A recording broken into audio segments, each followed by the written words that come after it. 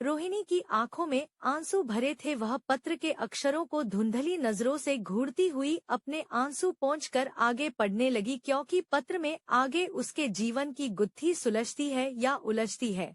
तुम्हें शायद याद होगा कि जब हमारा बेटा हाई स्कूल में था तो मैं पिताजी के निधन के बाद अपना मकान बेचने इलाहाबाद गया था। वापसी में मेरी ट्रेन 4 घंटे लेट थी। रात 2 बजे आने वाली थी। मैं प्लेटफॉर्म पर ही बेंच पर बैठा ट्रेन का इंतजार कर रहा था। प्लेटफॉर्म पर काफी कम लोग नजर आ रहे थे। तभी एक ट्रेन आती नजर आई और तभी एक युवती तेजी से प्लेटफॉर्म से उतरकर रेल की पटरियों के बीच लेट गई। मैं हैरान हो गया और तेजी से उसकी ओर भागा। मैंने उसका हाथ पकड़कर खींचा। किस्मत से ट्रेन काफी पीछे ही रुक गई थी। वह रोती हुई खुद को छुड़ाने की कोशिश कर रही थी। 5-6 लोग भी इकट्ठा हो गए थे। मैं और वो लोग उसे समझाने लगे। वह सहमी सी मेरी ही बेंच पर बैठी आंसू बहाती रही। जब वह थोड़ा संयत हुई तो मैंने उसे समझाते हुए हिम्मत से अपनी मुश्किल से बाहर निकलने की सलाह दी।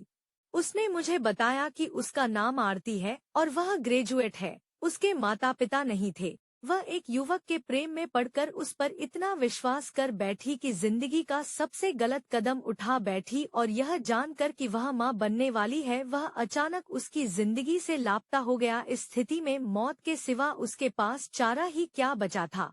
मैंने उसे समझाया कि मौत बुज़दिली है और मानव का जीवन तो मुश्किलों से जूझने के लिए ही बना है।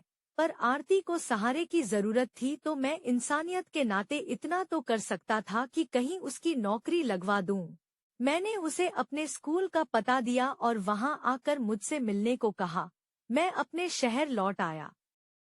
2 दिन बाद ही आरती मुझसे मिलने स्कूल पहुंची।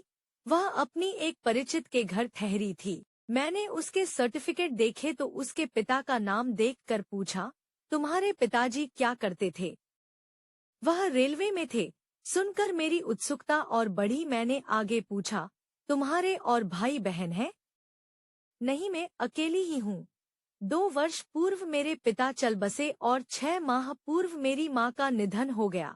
सब कुछ जानकर मुझे समझते देर न लगी कि मेरे सामने मेरे पिता की भूल आरती के रूप में खड़ी थी। रोहिणी को लगा उसके दिलो दिमाग से भारी बोझ अचानक हट गया।